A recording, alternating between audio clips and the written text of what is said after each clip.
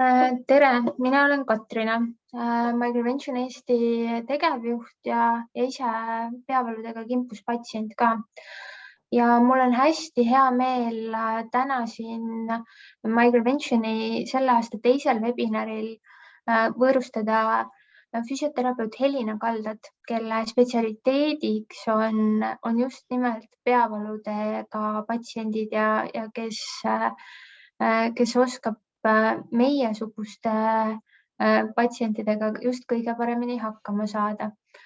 Mina tean isiklikult, et nendest harjutustest, mida Helina erinevatel üritustel on ette näidanud, on vähemalt pingepeavalu leevendamiseks küll abi ja nendest nõuannetest, mis Helina on andnud varasemalt sellest, kuidas füüsilist aktiivsust reguleerida, kui peavalud sind ka kimbutavad. Need on mind küll väga palju aidanud. Et ma loodan, et sellest seminarist on väga palju abi kõikidele. Helina, annaksin sõna nüüd sulle, et sa saaksid ise ka ennast mõne sõnaga tutvustada ja siis liikuda edasi selle väikse ettekande osa juurde, mis meie seminaride juurde alati kuulub. Ning siis vastame küsimustele. Ja seda küsimuste osa võime teha niimoodi, et kõik, kes siin meiega liitunud on, võivad oma küsimuse lisada nii chati kui questions ja answers vormi ja samamoodi meie küsime vahepeal äkki polli vahendusel mõne küsimuse. Aga Helina, sõna nüüd sinul. Tere ka minu poolt, mul on hästi hea meel siin olla, sest peavalud on kahjuks nii levinud probleem. Ma ise olen tegelikult olnud nendega kimpus siiamaani, sest mul 3-aastaselt oli peatrauma. Meile järgselt mul on endal olnud siis pingetüüpi peavalud, episoodiliselt ka migreenid. Nii et ma räägin nii enda kogemusest täna, nii teaduspõhisest lähenemisest kui ka siis minu patsientide, ütleme siis tagasisidest, et mis siis töötab, mis ei tööta ja nendega nippidest, et ma jagan ka sellised võib-olla natukene mitteteaduslikke nippe ka, et siin just patsientidelt tulnud siis erinevaid nippe.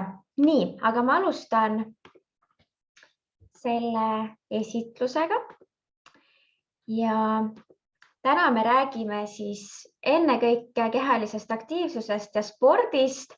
Aga mida ma tahan öelda, on see, et selleks, et alustada tegelikult kehalise aktiivsusega üldse, selleks peab olema baasvundament väga tugevalt laotud.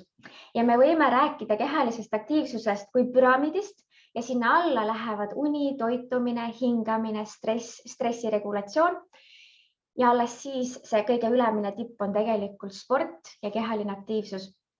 Nii et sellepärast me alustame üldsegi sellisest teemast nagu baasvundament ja ma ei hakka siin süvitsi kuskile minema, sest et teil on olnud Microventionis väga ägedad veebiseminarid selle kohta nii toitumise, nii stressi maandamise kui ka erinevate medikamentoossete raviotstarvete osas.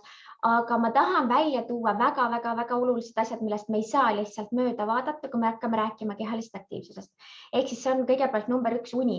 Et mis see 3-2-1 meetod on see, et oma une kvaliteeti parandada, siis hea tõhus meetod on nii, et 3 tundi enne magamajäämist ei tohiks süüa, 2 tundi enne magamajäämist ei tohiks teha tööd, eriti kui see on ekraanidega seotud ehk siis sellist stressi tekitavaid asju ja 1 tund enne magamajäämist ei tohiks vaadata ekraane. Et see siis parandab sinu une kvaliteeti tuntavalt ja ega sa kohe võib-olla esimese ööga ei saa aru, aga see on selline pikk perspektiiv, mis siis võiks olla hea tava. Ja üleüldiselt, kui ma nüüd räägin kehalisest aktiivsusest ja spordist, siis nagu Triinu Niiberg-Pikksööt, meie psühholoog, tarvitseb öelda, et ühtegi pannkoogi retsepti ma kahjuks täna ei saa anda, et iga inimene on nii indiviiditi nii erinev, et meil on oluline see, et iga inimene õpiks ennast kõige paremini märkama, tundma, õppima ja selle jaoks on hästi hea selline kalendermärkmik, ehk siis sa märgid üles, mis sinu jaoks toimib, mis sinu jaoks mitte. Ma jõuan selle juurde hiljem ka tagasi. Et eriti naised menstruaaltsükli ajal, et hästi oluline on see, et me kõik paneksime kirja, millal ma tegin mingisugust trenni, kas tekkis migreeni episood, kas tekkis pingetüüpi peavalu ja nii edasi. et sa ise tunneksid ennast enda kehas hästi, see on nagu kõige see eesmärk. Mis veel und aitab, on siis pigem madalad temperatuurid, et selline alla 20 kraadi on öeldud, et parandab unekvaliteeti ja vitamiinid, magneesium, D ja B-grupi vitamiinid. Jällegi süvitsi ei lähe.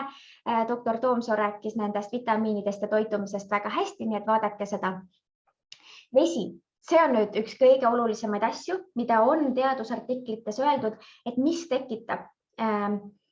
siis tekitab kehalise aktiivsusega, miks tekib üldse migreeni episoodid, miks tekivad pingetüüpi peavalud, on see, et on inimestel vedelikupuudus ja tekib eriti just kehalise aktiivsuse ajal, nii et hästi oluline on see, et inimene jooks 20-30 milliliitrit vett oma kehakaalu kohta. Ja hästi oluline on see, et siis sa limiteeriksid kohvi, rohelise, musta tee tarvitamist, mis on diureetikumid, mis viivad kehast vett välja.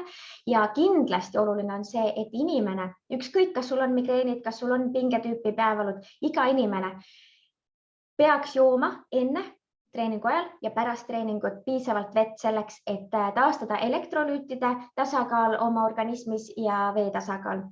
Ja kõige parem indikatsioon, kas sul on vett piisavalt kehas, on see, et sa vaatad lihtsalt WC-s minnes oma uriini värvi. See võiks olla peaaegu läbipaistev, kerge kollaka alatooniga, aga mitte tumekollane. Kui on tumekollane, siis see näitab tugevalt dehüdreeritust ehk siis vedelikupuudust.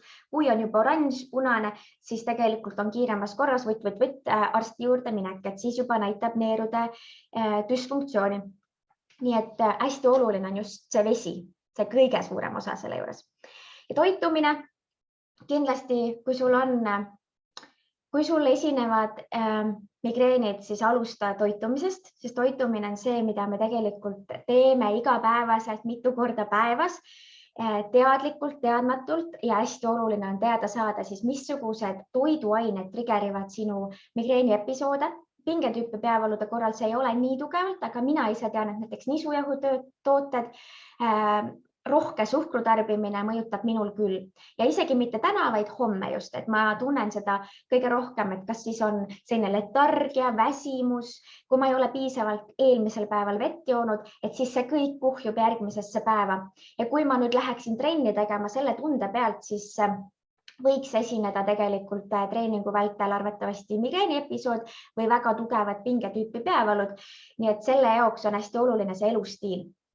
Ja kindlasti seda glükogeemilist koormust jälgida, ehk siis see veresuhkru tase oleks päeva vältel võimalikult stabiilne, sellest rääkis ka teil doktor Toomsoo ja vitamiinid, et teadusartiklid näitavad, et 30% migreenikutest on intrakraniaalne ehk siis ajusisene magneesiumi tase liiga madal ja selle tõttu oleks vaja magneesiumpreparaate juurde võtta ja need võivad olla ka ühed magneesiumi siis madal tase ajus võib olla üks põhjus, miks tegelikult tekib kehalise aktiivsuse indutseeritud peavalu. Ja hästi palju on seda sportlastel. Nii et me jõuame sinna ka, et kuidas siis parandada enda sportlikku saavutust. No nüüd me jõuame kehalise aktiivsuse juurde, mis tegelikult võiks kuuluda iga inimese režiimi, olgu sul migreenid, peavalud või sul ei ole neid, et kehaline aktiivsus võiks olla WHO andmetel, World Health Organizationi andmetel 150 minutit mõõdukat kehalist koormust nädalas ja 75 minutit tugevat kehalist aktiivsust nädalas.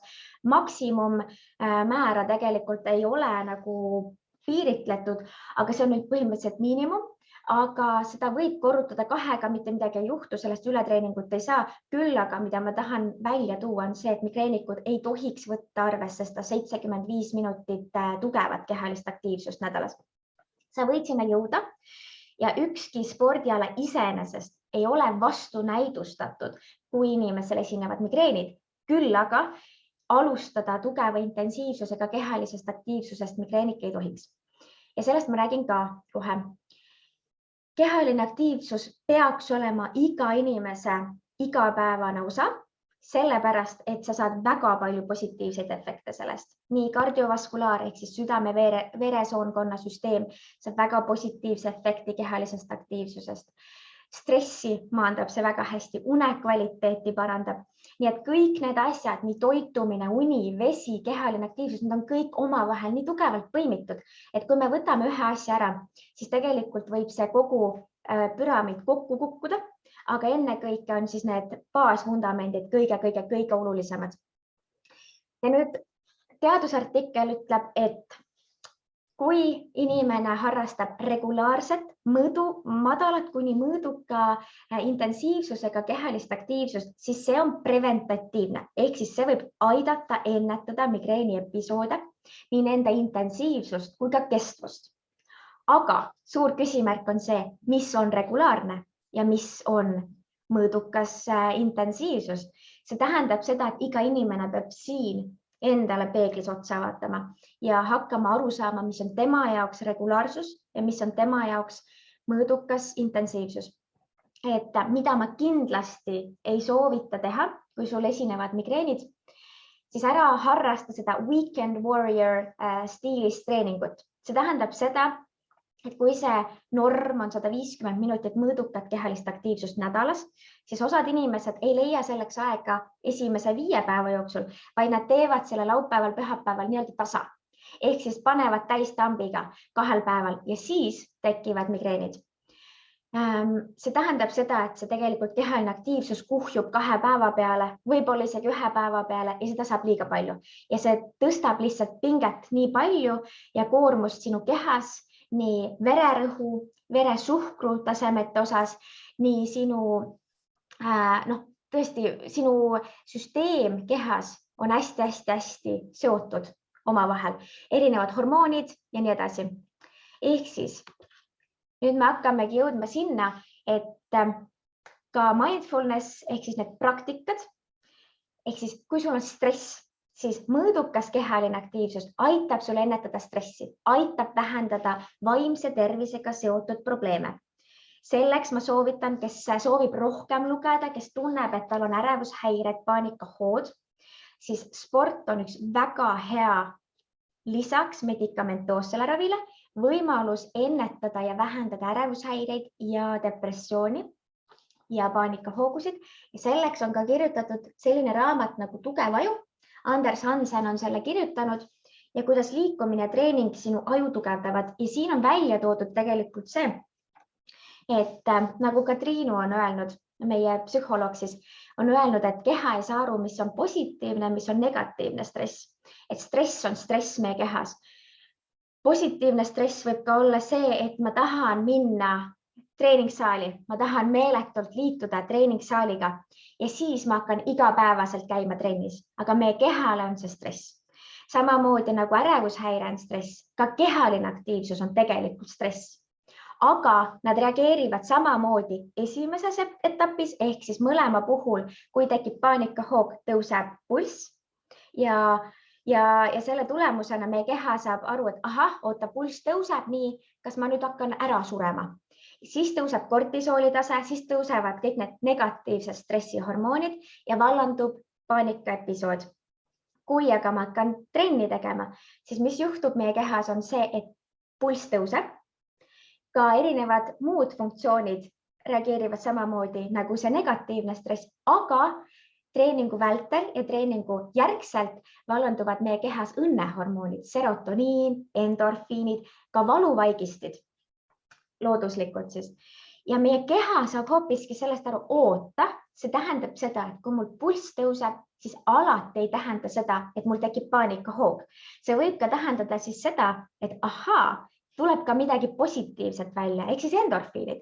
Nii et järgmine kord, kui inimene satub päriselt ka paanikasituatsiooni, siis tema keha koheselt ei reageeri paanikaepisoodiga, vaid ta hakkab reageerima, et oota, ma nüüd natukene jälgin, mis toimub.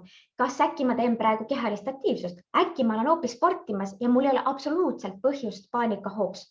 Mis tähendab, et sellega ravitakse niimoodi vaikselt etapina just aeroobse ehk siis vastupidavustreeninguga tegelikult neid paanikahoogusid, ärevushäireid. Nüüd tuleb vaadata seda, et kui inimene on näiteks läinud jõusaali, teinud endale liiga suure koormusega kehalist aktiivsust, siis tal tekib hirm spordi ees. Tal võib tekkida see, et ahah, näed, kehaline aktiivsus ei ole minu jaoks, mul tekib migreeni episood, mul tekivad väga tugevad pinged kehas, järgmine päev olen sirulimaas. Tekib hirm ja tekib assotsiatsioon, kehaline aktiivsus võrdub migreen. Siis tegelikult nii see ei ole. Kõik migreenikud, kõik peavalutajad võiksid teha kehalist aktiivsust, aga mis on ülimalt oluline on see, et sa leiaksid endale meeldiva kehalise aktiivsuse. Ja selle puhul aitavad väga hästi hingamisharjutused, eks kõhu hingamine, mindfulness praktikad, jooga, et sa alustad väikeste sammudega. Step by step sa jõuad sinna, kuhu sa tahad jõuda sportlikus võtmes. Ehk siis stressi maandamine on ülimalt oluline selleks, et me saaksime üldsegi rääkida kehalisest aktiivsusest. Ja siis muidugi sotsiaalvõrgustik, et see on siis see baasvundament, et kui need kõik asjad on kaetud meil, siis me saame hakata rääkima kehalise aktiivsuse sellest tipust. Et kui sul on toetav kogukond, sõbrad, kellega koos sporti teha, kellega koos on mõnus minna sinna spordisaali ja püstitada eesmärke, mitte utoopilisi eesmärke, me ei pea minema olümpiale, aga et selline mõnus sotsiaalne, emotsionaalne hoitus oleks ka kehalise aktiivsuse all, siis vallandavad tunduvalt vähem migreeni episoodid. Nii, mida siis teha? Ennetamine on kõige parem lahendus. Kui juba migreeni episood on käimas, siis sporti ei tee. Migreenikutel on küll see, no tavaliselt juba migreenikud ise ei tahagi, nad juba teavad, et siis tahaks juba pimedasse, teki alla, pikaliasandesse minna. Kui aga on pingetüüpi peavalu, siis osadel juhtudel kerge trenni tegemine, võib-olla õue jalutama minek, hingamisharjutused, kerged venitused, mida me koos ka läbi teeme, kerged harjutused võivad leevendada pingetüüpi peavalu. Tee joomine. Ja lisaks, mida ma võin ise soovitada, et ülimalt hea asi selline Hiina meditsiinist on piparmündiõli. Et kui on pingetüüpi peavalu, siis ka siis oimukohtadele ja siia kukla piirkonda, seal kus siis need pinged kõige rohkem esinevad, et siis kasutada näiteks piparmündiõli, sest ta annab sellise mõnusa jahutava efekti ja tegelikult ta viib mõtte hoopiski mujale. Ehk siis on selline jahutav efekt, mis vähendab nii-öelda nagu põletikku kehas, kuigi see tegelikult seespidiselt ei pruugi üldse nii toimida, aga see annab sellise efekti. Ehk siis ülimalt oluline on see, et sa hakkaksid märkama, et kui ma teen kehalist aktiivsust, mis toimub, kui ma lähen joogasse, mis toimub ja paneksid kõik endale kirja. Microventionil on väga hea rakendus selleks on peavalupäevik, sa saad kirjutada ise sinna vabasse alasse selle, et näiteks täna tegin joogat 30 minutit, 5. kuni 10. minutil tekkis mingisuguse pingetüüpi asi. Nii, mis ma tegin? Tegin allavaatavat koera, okei, katsetan, kas järgmine kord tekib sama asi. Võib-olla lähen järgmisesse trenni, hakkan katsetama, missugused treeningud mulle meeldivad, missugused treeningud meeldivad minu peavaludele. Et siis see endast arusaamine on kõige parem lahendus. Ehk siis see kehaline aktiivsus, eks ole, oleks meeldiv, et see, et Helina nüüd füsioterapeut ütleb, et ma pean minema 3 korda nädalas kuskile jõusaali kangi tõstma ja lähed vastumeelselt, siis see juba võib sulle vallandada migreeni episoodi, nii et palun ära seda tee, et kuula enda keha ja leia endale meeldiv kehaline aktiivsus. Kõige parem on vaimse tervise aspektist regulaarne aeroobne tegevus. Ehk siis on see liikumine näiteks nagu kõndimine, ujumine, kõik, mis tõstab sinu pulssi, mis aitab sul kardiovaskulaarsüsteemi parandada. Praegusel hetkel suusatamine, uisutamine, kelgutamine, kõndimine, kiirkõnd, jooksmine. Alusta väikestest liikumisampsudest. Kui sa oled praegu nullbaasis, ehk siis siiamaani näiteks viimased 3 kuud, sa pole praktiliselt absoluutselt kehalise aktiivsusega tegelenud, siis palun ära mine niimoodi, et ahah, okei, ma peaksin minema jalutama ja lähen kohe korraga 5 kilomeetrit korraga. Et alusta väikestest liikumisampsudest. Näiteks, kui sa oled kontoritööline, siis proovi iga tund võtta 5 minutit, et niheleda. Teed kas siis neid harjutusi, mida me teeme pärast lõpupoole.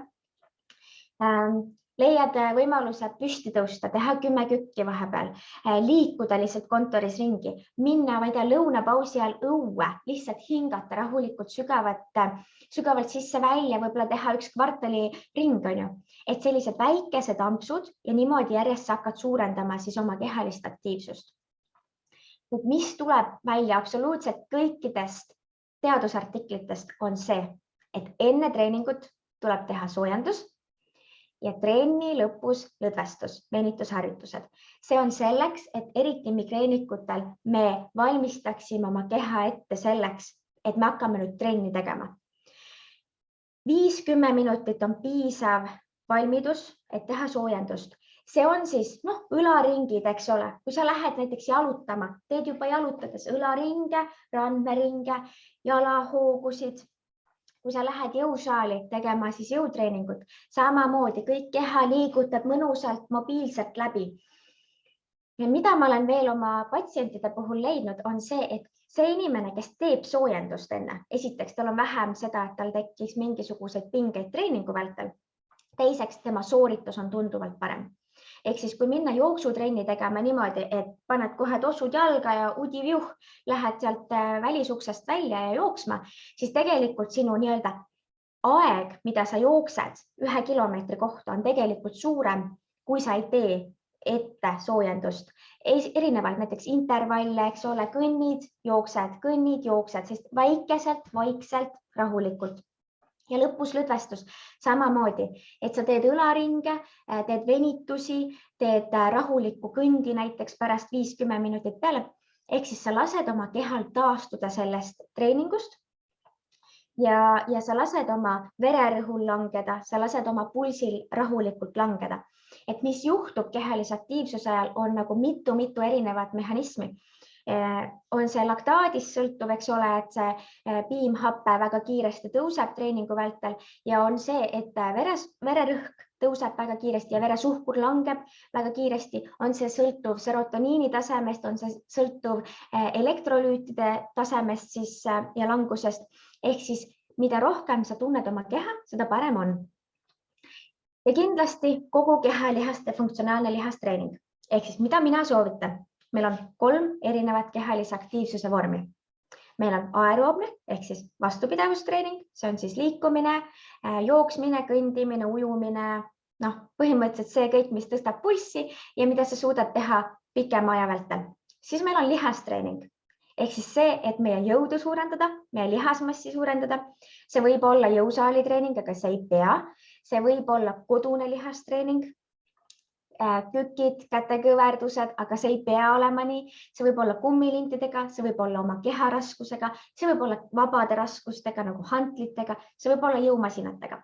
Ja 3. on siis elastsust, painduvust, koordinatsiooni, tasakaalu arendav liikumine. Ehk siis see on näiteks jooga, meditatsioonid, sellised lihtsalt venitused, lõdvestused.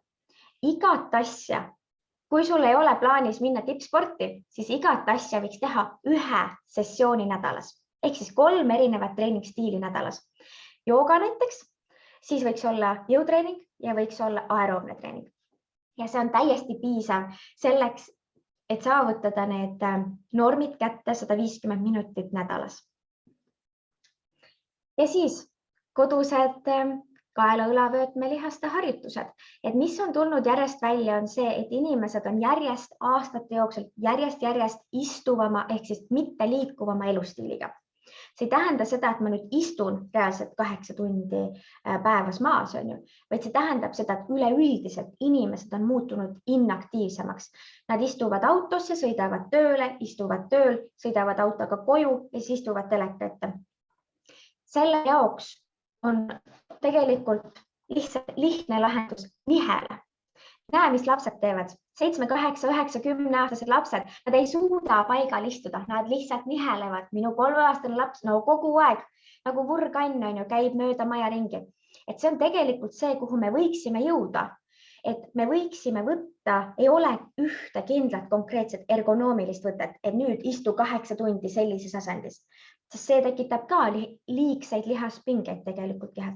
Et kõige parem on see, et kui sa istud arvutiga 8 tundi, siis sa vahepeal istud ühtepidi, vahepeal teistpidi, vahepeal jalg üle põlve, vahepeal teistpidi, vahepeal tõused püsti, teed paar kükki, eks, sirutad, liigutad, igatpidi sa tegelikult niheled ja sa kasutad oma lihaseid, milleks meile on need ka loodud. Ja mida siis mitte teha? et kui sa oled praegu siin nullnivoo peal, ehk siis sa ei ole alustanud kehalise aktiivsusega, siis ülimalt oluline on see, et sa ei alusta hiidtreeningutest, sellistest väga kiiresti pulssi tõstvatest harjutustest nagu high intensity interval training. Need on ka body pump, body combat, kõik sellised asjad, mis on rühmatrennid. Et väga tihti, kui ma küsin oma patsientidelt, kui palju need kehalist aktiivsust teevad, nad vastavad, et ei tee, sest see ei sobi mulle, ma ei saa. Ma küsin, mis trenni sa teed? Ja siis ta ütleb, et ma nii väga tahan, aga ma alustasin body pumpist ja no näed, ei saa. Ja kui ma kuulen seda, siis minu jaoks body pump on üks intensiivsemaid treeninguid üldse. Nii et inimesed, kui te lähete jõusaali, ma tean, hasart tekib koheselt, ma teen liitumise ära, nüüd tahaks iga päev 4 minna treeningsaali. Aga see nii-öelda pannkoogi retsept on 10% progresseerumist nädalas. Ja tegelikult see ei ole üldse suur summa selle kohta, et näiteks kui ma mõtlen, et ma teen 10 kükki sellel nädalal, siis tegelikult järgmisel nädalal ma peaksin tegema 11 kükki.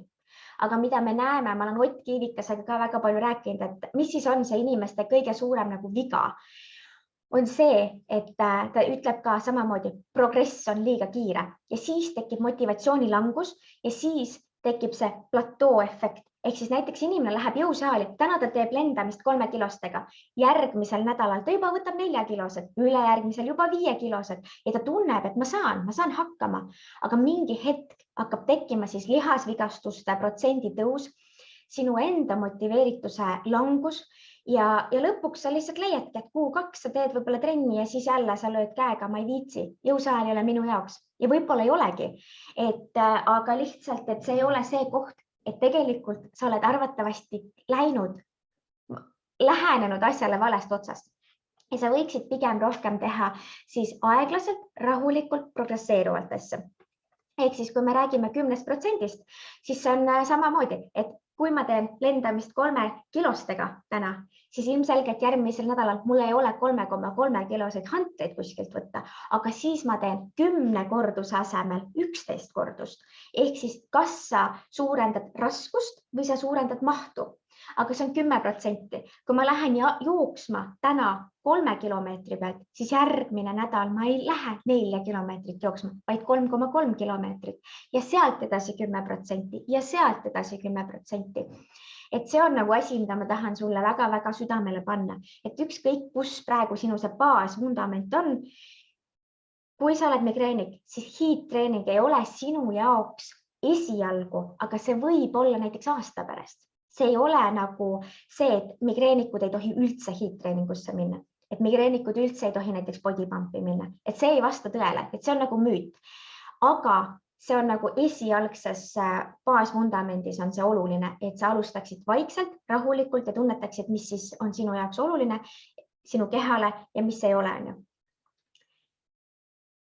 Ja, et samamoodi ei tee tugevat jõusaali trenni, kui sa ei ole eelnevalt selles kogemust olnud, sest et väga tihti inimesed võtavad liiga suured raskused kohe esimesel korral ja siis tekib väga tugev lihaspinge just trapetslihastesse, kaela eesmistesse, kaela tagumistesse lihastesse ja just need on need lihased, mis tegelikult põhjustavad väga tihti pingetüüpi peavalusid.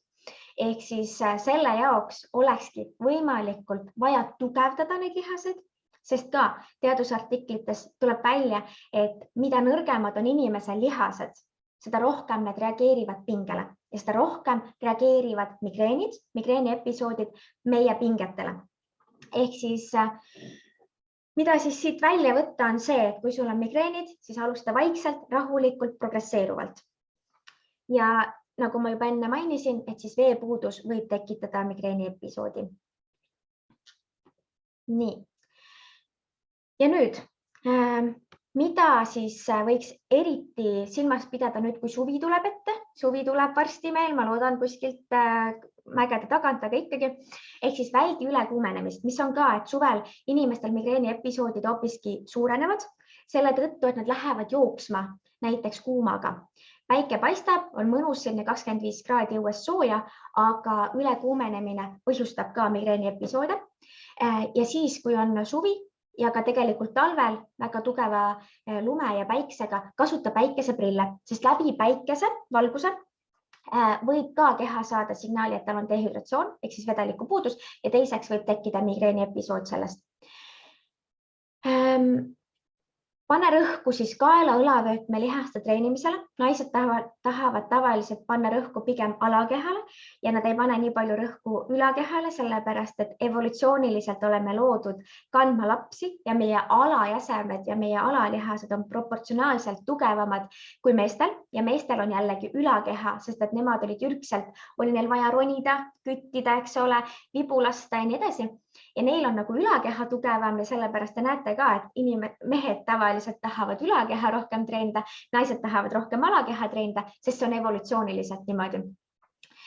Ja nüüd väldi tugevaid intrakraniaalseid ehk siis ajusisest rõhku tõstvaid harjutusi. Näiteks hüppamisi, jooksmisi, üles-alla liikumisi, see on ka päikesetervitus, ka jooga teatud võtted võivad põhjustada sulle väga tugevat ajusisest rõhutõusu, ehk siis kui pea on allpool südame piirkonda, kohe piltide pealt näitan ka, siis see võib ka põhjustada väga tugevalt peavalusid.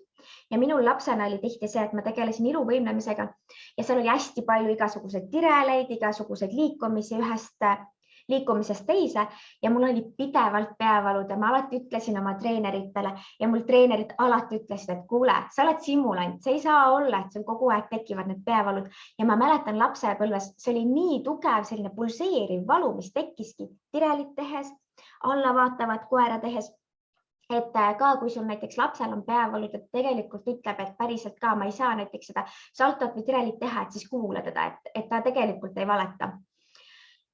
Ja mis on veel tulnud tippsportlastel välja, on see, et väga tugevad välised tegurid, nagu näiteks kiivrid, tugevad ujumisprillid, mis on ümber pea, mis siis survestavad pead ja ka väga tugevad patsikummid on need asjad, mis tegelikult võivad põhjustada migreeni episoode ja pingetüüpi peavalusid. Et nüüd juba soovitatakse ka sellist hästi pehmeid patsikumme kanda. Et see on ka asi, mida ma tegelikult väga paljudel patsientidel olen soovitanud ja tagasisidena on tulnud, et issand, nii väike, nii kerge asi, mida vahetada ja muuta ja miks ma selle peale kunagi ei tulnud. Et samamoodi kui prillid on ju päikeseprillid õues, ujumisprillid ja tugevad mütsid, kiivrid, et ka nokamütsid on näiteks sellised asjad, mis võivad survestada väga tugevalt oimu piirkonnast ja on tulnud välja, et siis neid asju võiks jälgida.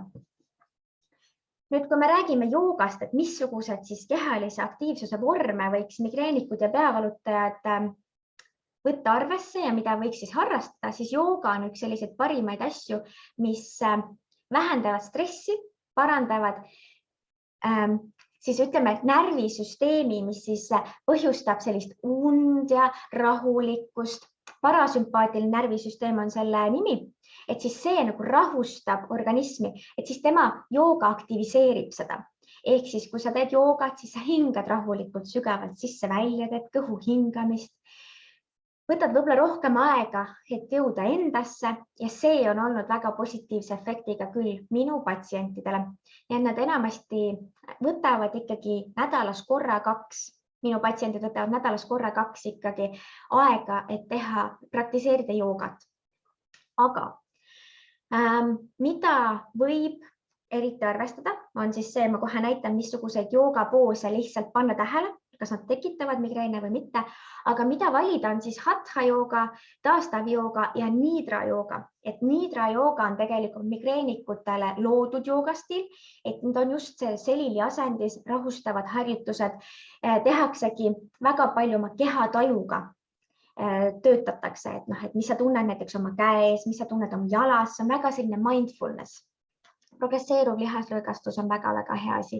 Ja nad kõik tegelikult alandavad stressi ja parandavad siis sinu seda nivood, et järgmine hetk, kui sul tuleb stressor peale, siis sa ei ole nii sellises seisus, kus sul tekiks kohe migreeni episood. Ehk siis mida teeb regulaarne kehaline aktiivsus on see, et sa suudad nii-öelda oma valuläve kogu aeg tõsta migreeni episoodide osas. Ehk siis migreen näiteks kui sul varem oli nii, et sa lähed õue, on tuul, koheselt tuul tekitab migreeni episoodi sulle, siis nüüd, kui sa oled regulaarselt kehaliselt aktiivne olnud, näiteks 3 korda nädalas teed kehalist aktiivsust, tugevdad oma lihaseid, teed meeldivat kehalist aktiivsust, siis seesama stressor, seesama trigger enam ei pruugi sind trigerdada ja ei pruugi enam tekitada kehalise aktiivsuse ajal indutseeritud migreeni episoodi.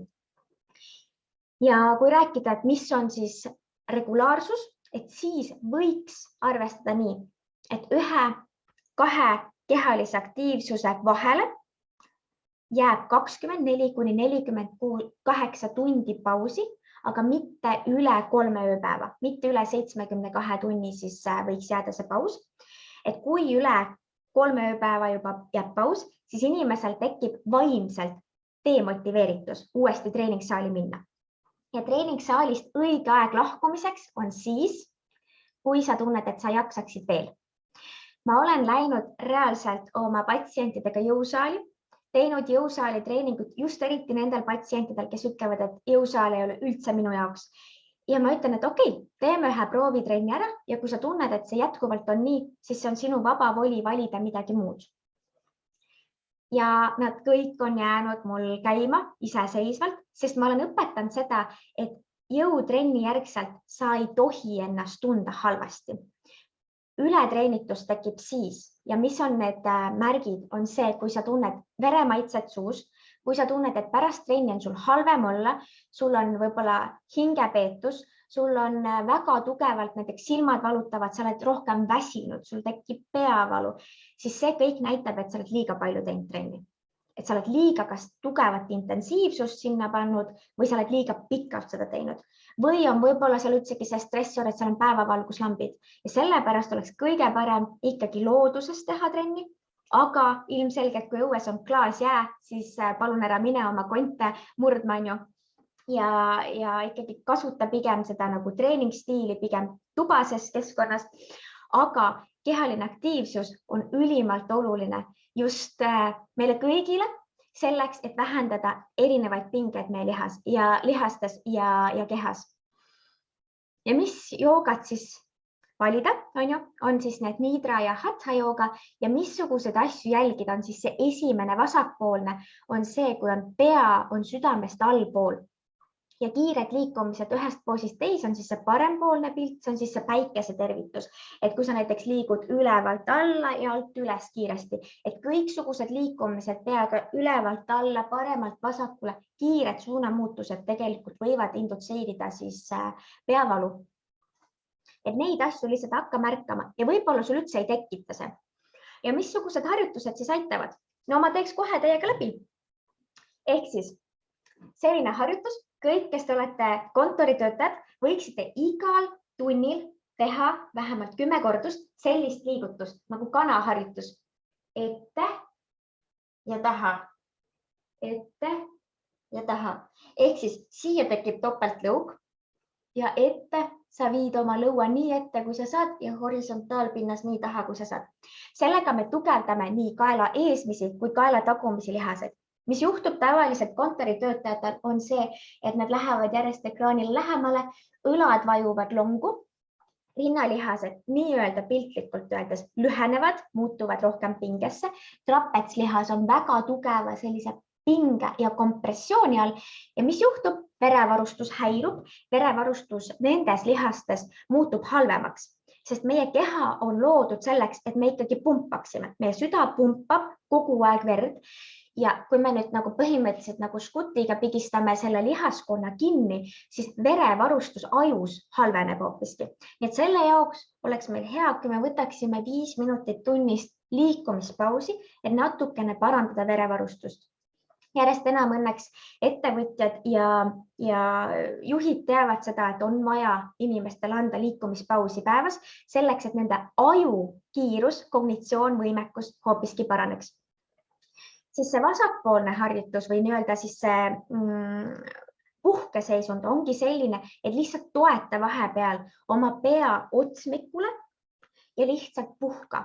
Võta aega mitte millegi tegemiseks. Mulle väga meeldis, kui Jaan Aru rääkis sellest, kuidas molutamine parandab loovust. Ehk siis me kõik oleme loovad oma erinevatel viisidel, aga hästi oluline on võtta aega mitte millegi jaoks. Ja mitte millegi tegemine ei ole Instagrami scrollimine, ei ole Facebooki nii-öelda põhjatusele põhja otsimine, vaid see ongi reaalselt nagu mitte millegi tegemine.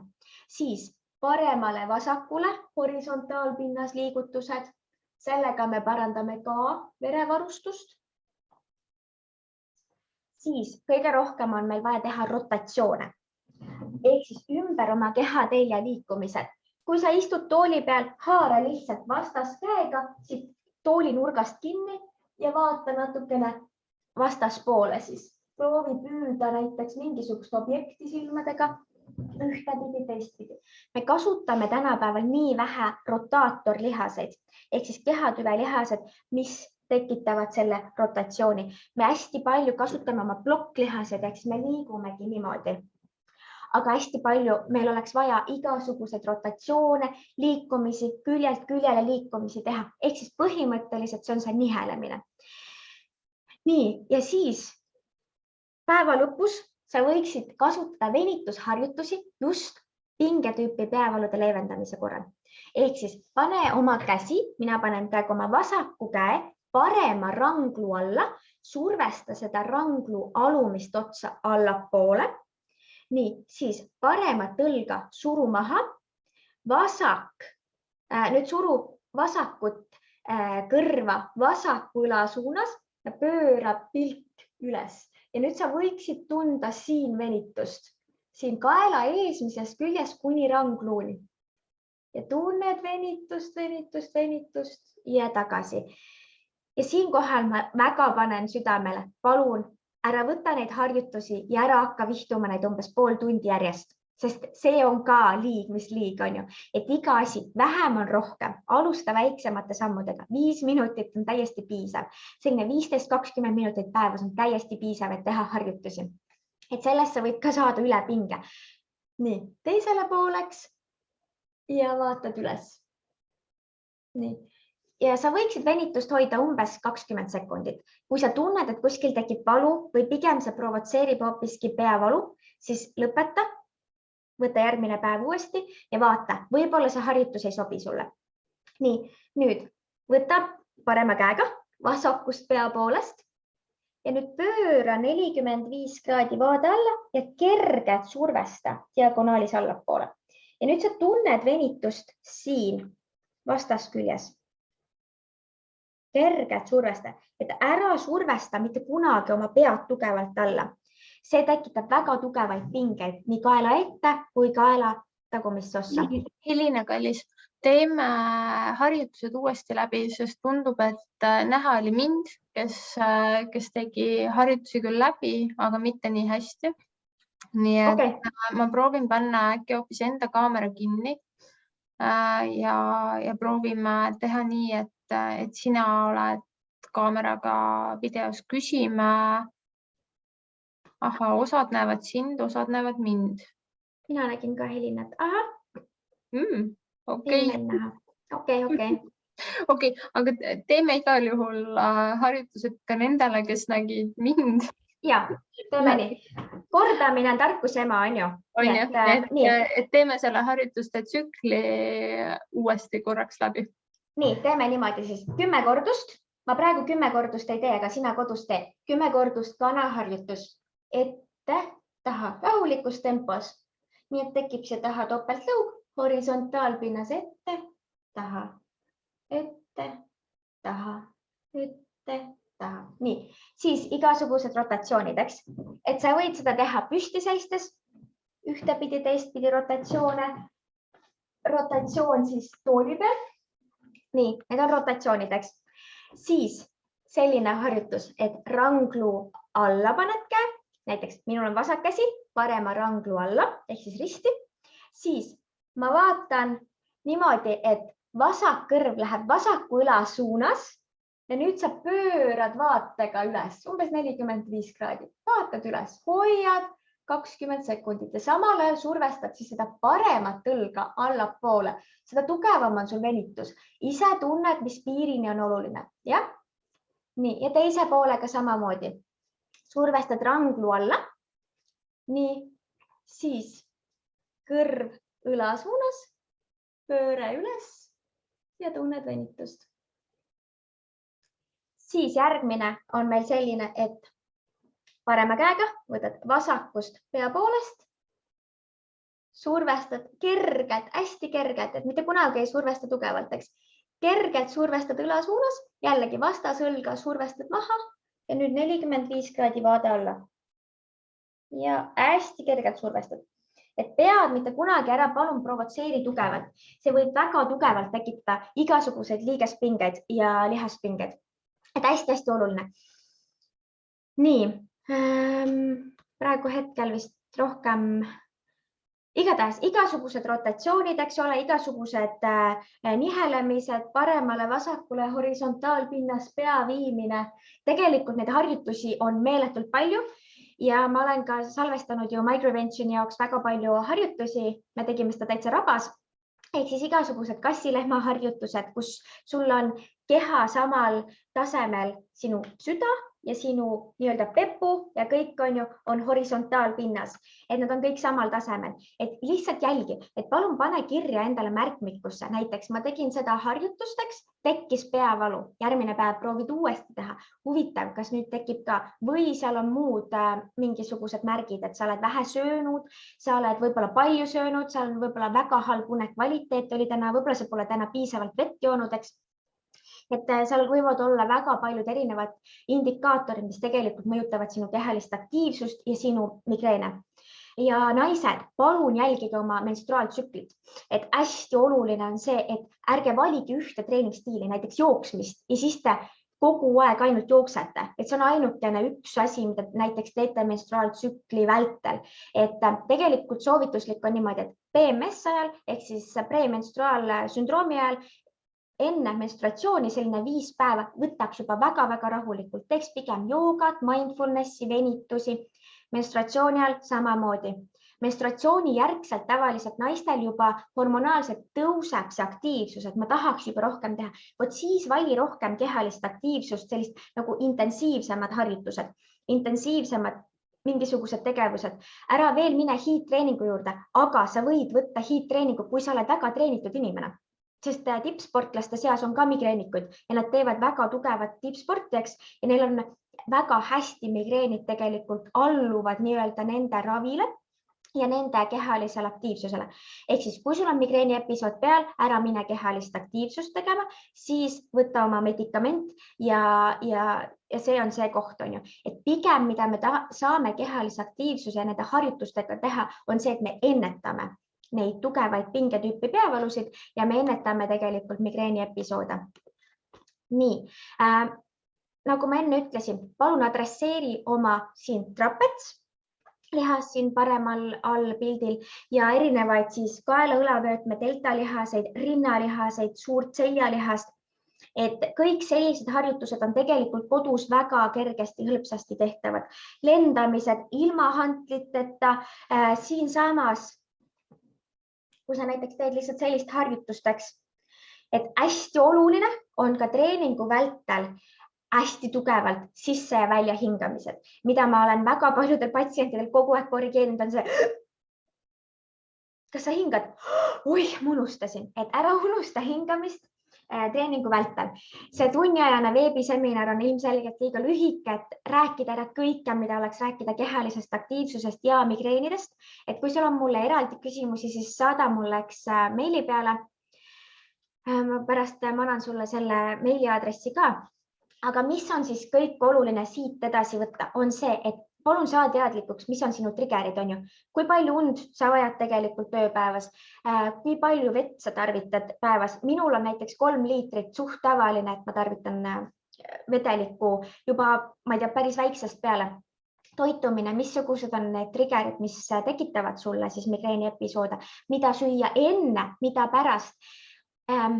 Väga populaarne on paastutrenn, mis on väga-väga hea rasvapõletuseks, ehk siis hommikul sa lähed esimese asjana õuetrenni tegema selleks, et võimendada oma siis rasvapõletust. See on muidu rasvapõletuse mõttes tehniliselt väga hea, aga migreenikutele kindlasti mitte sobilik, sest see langetab sinu veresuhkrutaset liiga palju. Nii et hakka endast aru saama, mis on sinu algoritmid, kui palju enne treeningut sa peaksid sööma.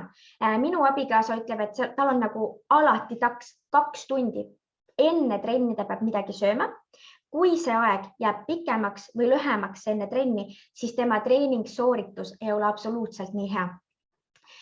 Siis see on ju stressitase, missugune sul on. Kui sul on väga tugev stressitase, siis sinu lihased on nii pinges, et kui sa lähed nüüd trenni tegema tugevat, eriti tugevat intensiivsusega trenni, siis tegelikult sinu lihased ei ole absoluutselt nii vastuvõtlikud heale treeningkoormusele, vaid sa võid sellega tekitada endale migreeni episoodi, sa võid tekitada endale sellega lihasvigastusi väga palju, mikrotraumasid. Ja kolmandaks, sa võid üldsegi vigastada oma lihast nii-öelda suures pildis, ehk siis võib tekkida luumurd, sul võib tekkida lihasvigastus sellega, kui sa oled halvas vaimses konditsioonis, on ju. Et siis pigem mõtle, et kas sa täna tahad sinna trenni minna või mitte, et kalkuleeri ise, sa tead ise ennast kõige paremini. Ja sotsiaalvõrgustik, proovi kaasata inimesi, toredaid, sümpaatseid inimesi, sõpru, kellega koos siis trenni teha. Nii, aga nüüd pärast seda veebiseminari mine siis õue jalutama, kui sa saad, kui sul on see võimalus ja hakka siis seda saadud infot praktiliselt ka rakendama, sest et veebiseminaridel käimine on meeldiv, aga kui sa seda päriselt praktikasse ei pane, siis mitte midagi kahjuks sinu elus ei muutu. Ehk siis sina oled oma enda elu ja saatuse sepp ja ainsana saad sina tegelikult võtta vastutuse selle eest, et kui palju ja kui tugevalt need peavalud sinu elus ja elustiilis üldse mõjutavad. Nii, suurepärane. Aitäh sulle, Helina, selle, nii ma panen nüüd meitse kõrvuti ka, et aitäh sulle kogu selle info eest, mis sa jagasid ja sa vastasid nii paljudele minu küsimustele oma ettekande jooksul ära. Aga mõned küsimused on meile sellegipoolest siia chati ka tulnud ja nendest esimene selline, et mis on minu küsimus ka olnud ja mida ma vist olen sinu käest ka varasemalt küsinud, et kui peavalu teatud pulsi puhul tekib, et mida siis peaks tegema ja kui miski ei aita. Ma loen selle küsimuse täpselt ette ka. Kui teha sporti üle teatud pulsi, siis on alati pärast tugev peavalu, mille puhul ei aita joomine, aga võistlustel ei saa ilma selle kõrge pulsita käia. Mida teha? Kas selleks on soovitusi? Ja tundub, et mittesportimine ei ole alternatiiv, sest see on eluviis.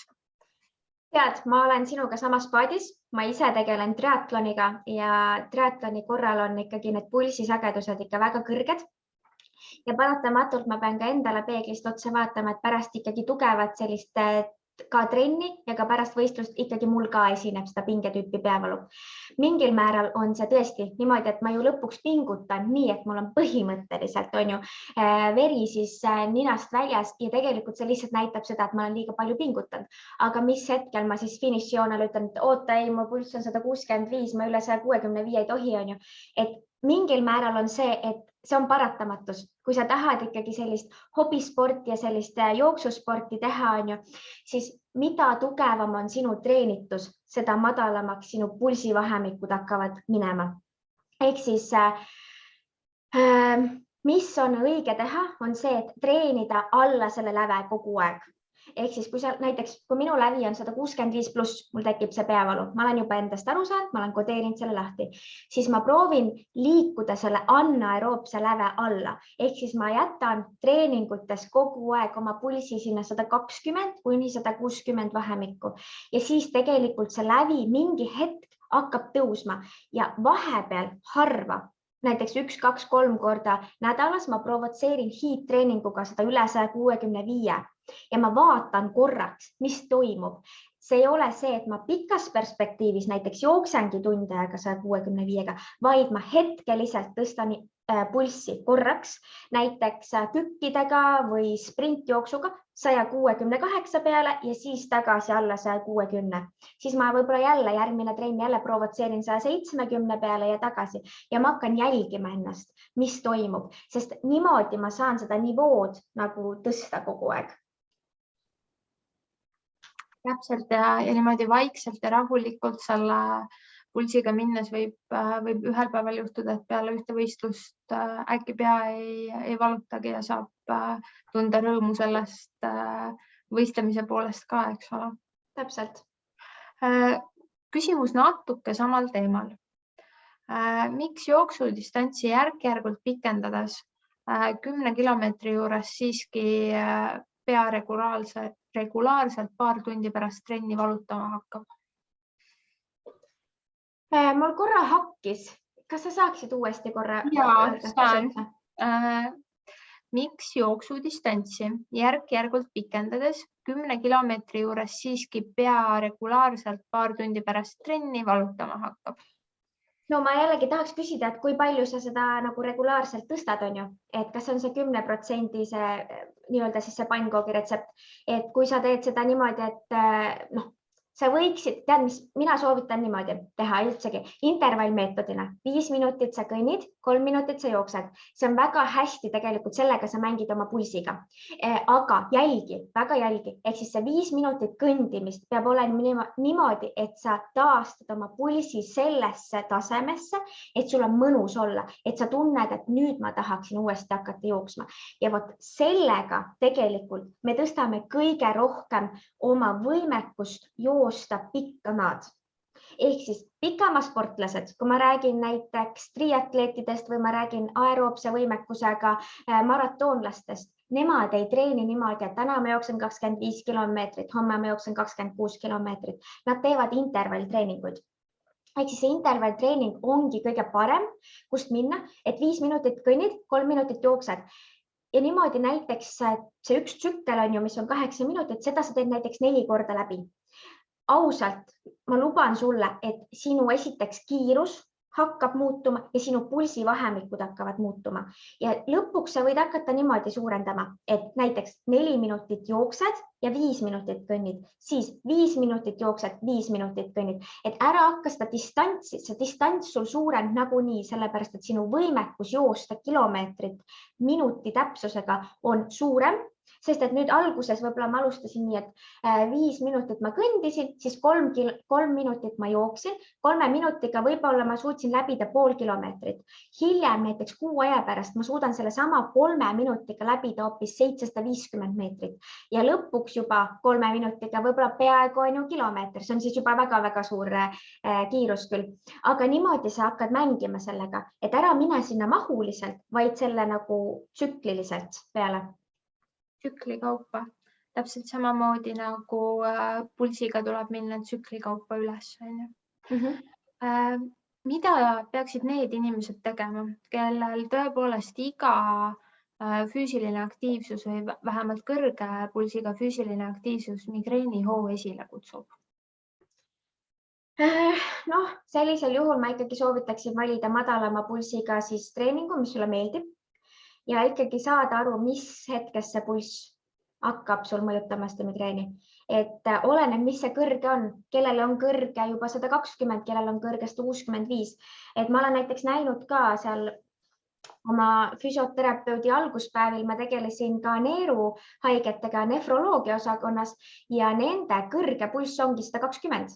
Nende maks, mille peale nüüd üldse võivad minna. Et sa pead väga palju arvestama selles, et mis on sinu suutlikkus, kardiovaskulaarne suutlikkus.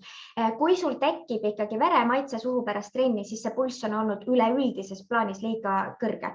Ja veremaitse suus tegelikult reaalselt tähendabki seda, et väiksed kapillaarid, väiksed pindmised, veresooned on lõhkenud sinu hingamisteedes, mis tegelikult tekitavad selle veremaitse suhu. Et see tähendab, et sul on liiga suur rõhk olnud nii ajus kui ka tegelikult nendes veresoontes.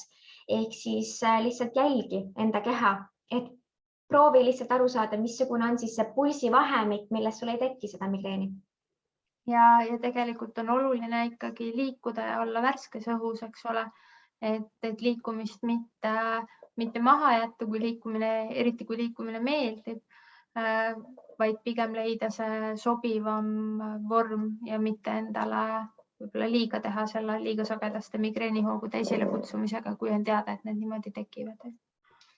Aga kui sul on eraldi veel küsimusi spetsiifilisemalt, siis sa võid vabalt mulle meili peale panna need ja ma võin vabalt nagu näidata, et kuidas a la kuutsüklis võiks seda arvestada, et ma olen oma patsientidele teinud niimoodi nagu treeningkavasid, mitte selles mõttes, et nüüd sa teed lendamist on ju jõusaalis, et niimoodi virtuaalselt on väga raske seda, aga neid tsükleid, et näiteks 5-3, 5-3, mis pulss võib olla ja nii edasi, et need on nagu olulised tegelikult paika saada.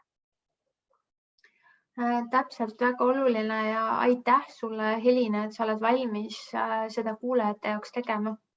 Et nad võivad sulle oma küsimustega kirjutada ka ja võite kirjutada meile ka info@myprevention.com, kui Helina kohta infot siit kätte ei saa. Mõned korralduslikud küsimused, mis siit tulid. Me ettekande slaide otse ei jaga, aga video on järelvaadatav kindlasti, et saab vaadata, kuidas neid harjutusi ikkagi täpselt teha ja kuidas see kana pea liikumine käib ja kuhu see topeltlõug tekkima peab, et see on üks hästi hea harjutus, mis peavalutajat toetab. Ja ka minul oli hästi inspireeriv seda tänast vestlust siin sinuga pidada ja sind kuulata, et ma olen hästi tänulik, et sa võtsid selle aja ja ma arvan, et kõik, kes täna meiega on siin, väga paljud on oma tänu juba avaldanud, aga me oleme kõik sulle tänulikud, et sa, Helina, täna meiega aega veetsid. Aitäh ka minu poolt ja ma vaatan, ma ei tea, võib-olla see küsimus tuli otse mulle, aga siin on ka üks, et mul on kodus hetkel 1-aastane laps, kes ei maga öösel korralikult, seetõttu on migreenihood läinud välja kannatamatuks. Kas selle osas annaks midagi ette võtta, et magamatust kompenseerida? Ma kahjuks pean väitma seda, et magamatust ei kompenseeri mitte miski. Ei ükski treening, ei ükski toit, ei ükski preparaat. Uni on lihtsalt meie kõige alus ja ilma uneta lihtsalt paratamatult me kõik lähme mingil hetkel hulluks. Et proovida, ma arvan, siis juba tegeleda selle 1-aastase lapsega, äkki, kes kuidagi saab äkki unerežiimi natukene mõjutada. Mul on endal 3-aastane ja mul on nüüd peaaegu kohe varsti 2-kuuseks saab laps. Et ma tegelikult tean, mida see tähendab, on ju, aga siis vaadata äkki selle lapse uneasjad üle. Sama asi nagu 3-2-1 on ju, et lapsel samamoodi uneeelne režiim, nagu meile endal on tähtis, et lapsel samamoodi ekraanidest vabaks, jälgi lapsel, mis ta sööb. Hästi oluline on see, et suhkrurikkaid asju ei sööks laps ka päeva jooksul, sest see mõjutab väga tugevalt meie unekvaliteeti. Nii et jah, et kui nagu üleüldiselt kokku võtta, siis kõik kehalised aktiivsuse spordiviisid on tegelikult okei teha, kui sa tunned ise, et need ei tekita sulle migreeni episoode, kui need tekitavad, hakka jälgima peapäevikut. Et see on nagu kõige olulisem, sa saad enda koodidest aru, mis toimub, mis toidud sulle tekitavad ja siin on ka üks on ju küsitud, et kas toitumisteemalist, et toitumisteemaline loeng on juba ära olnud, kõik inimesed päris ausalt alusta toitumise muutmisest, unekvaliteedist, oma stressitaseme muutmisest, vee tarvitamisest ja siis võta see kehaline aktiivsus tegelikult juurde sinna, aga sa saad alustada kohe täna, lihtsalt tee harjutusi ja liigu õues, vabas looduses, lihtsalt hinga seda rahulikult, seda mõnusat õhku sisse, mine metsa, võta oma pere kaasa, liigu koos, veeda seda kvaliteetaega lihtsalt. Laupäeval, pühapäeval Eesti männimetsad, nii imeilusad kohad. Mine hinga seda mõnusat õhku ja lihtsalt naudi seda hetke. Ja minu poolt täpselt samad soovid ja soovin juba, et liiguksime kõik homme. Kui me täna õhtul ei taha pimedas pikka jalutusringi teha, siis homme Eesti Vabariigi aastapäeval täiesti võimalik kõik koos perega õue ja metsa ja lumememmi ehitama ja suusatama ja kelgutama. Täpselt, meil on kõik võimalused tegelikult Eestimaal olemas, et see jääb ainult meie tahtmise taha ja kaasame ka oma lapsed ja näitame eeskuju sellega, et me saame kõike teha koos. Me saame kodus trenni teha koos lastega. Teate, kui äge on teha kükke koos niimoodi, et laps on sul turjal või beebi on sul kõhu peal, et kõike saab absoluutselt koos teha. Täpselt nii. Aga aitäh teile, aitäh Helina ja kohtumiseni märtsis. Tšauki, tšau! tšau.